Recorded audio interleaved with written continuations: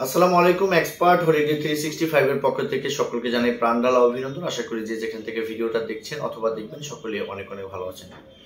আজকের আলোচনার মূল বিষয় আলহামদুলিল্লাহ পুনরায় পেলাম একদম ফ্রেশ পাসপোর্টে কানাডার ভিজিটর ভিসা।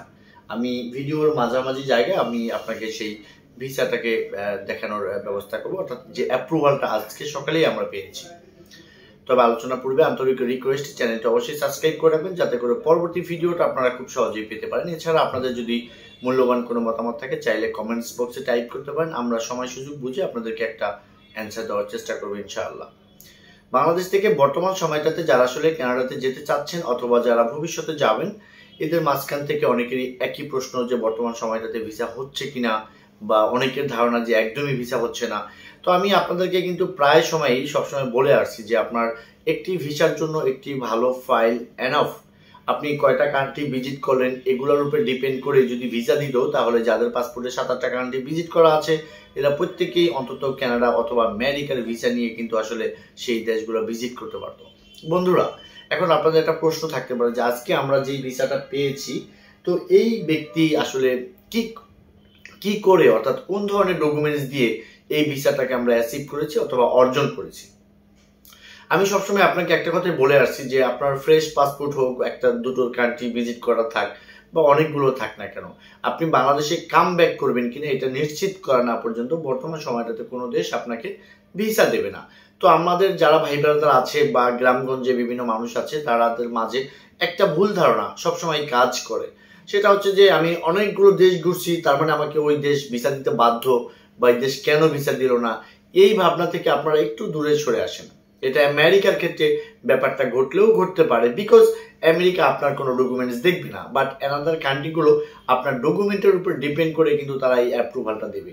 বন্ধুরা, এই যে আমি আপনাদেরকে ইউসিআই নাম্বারটাকে একটু হাইড করে এবং কি অ্যাপ্লিকেশন নাম্বারটাকে একটু হাইড করে আমি আপনাদেরকে একটু দেখানোর চেষ্টা করব যে এই ভিসাটা কিন্তু আমরা আজকে গতকাল অ্যাপ্রুভ হয়েছে, কিন্তু আজকে আমরা এই অ্যাপ্রুভাল পেপারটা কিন্তু আমরা আসলে বেসিক্যালি পেয়েছি।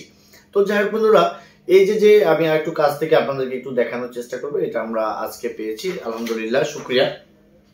তো এই যে কানাডার যে অ্যাপ্রুভাল গুলো আছে, এই লোক যখনই আমাদের কাছে এসেছিলেন ওনার আসলে একদমই ফ্রেশ পাসপোর্ট, কোনো দেশ ওনার ভিজিট করা ছিল না। সঙ্গত কারণে কিন্তু আসলে তার ব্যাংক ব্যালেন্সটা স্ট্রং ছিল, তার অ্যাসেট ভ্যালুয়েশনটা লিগ্যাল ছিল, তার টিন ট্যাক্স গুলো পে করা ছিল, তার বিজনেসের লাইসেন্স গুলো অথেন্টিক ছিল। সবকিছু সমন্বয়ে কিন্তু আসলে এই লোকটা এই ভিসাটা পেয়েছে। বন্ধুরা, আমি আপনাদেরকে একটাই সাজেস্ট করতে চাইবো, আপনি দেশ ঘুরে এলোপাতালি ভাবে লক্ষ লক্ষ টাকা নষ্ট না করে যে সমস্ত পেপারের উপরে কানাডা ভিসা দেয় এগুলো আপনারা একটু ম্যানেজ করেন। যেমন ধরেন আপনার ট্রেড, আপনার টিন, আপনার ট্যাক্স, আপনার ভিজিটিং কার্ড, আপনার bank statement, bank solvency, marriage certificate, নিকানামা, বিজনেসের অন্যান্য যদি কোনো ভাউচার টাউচার থাকে ওগুলো, একটা অথেন্টিক অ্যাসেট ভ্যালুয়েশন, এগুলোর পিছনে আপনি কিছু টাকা খরচ করেন। আপনি 5টা দেশ ভিজিট করবেন, অবশ্যই আপনার 5 লাখ টাকা চলে যাবে।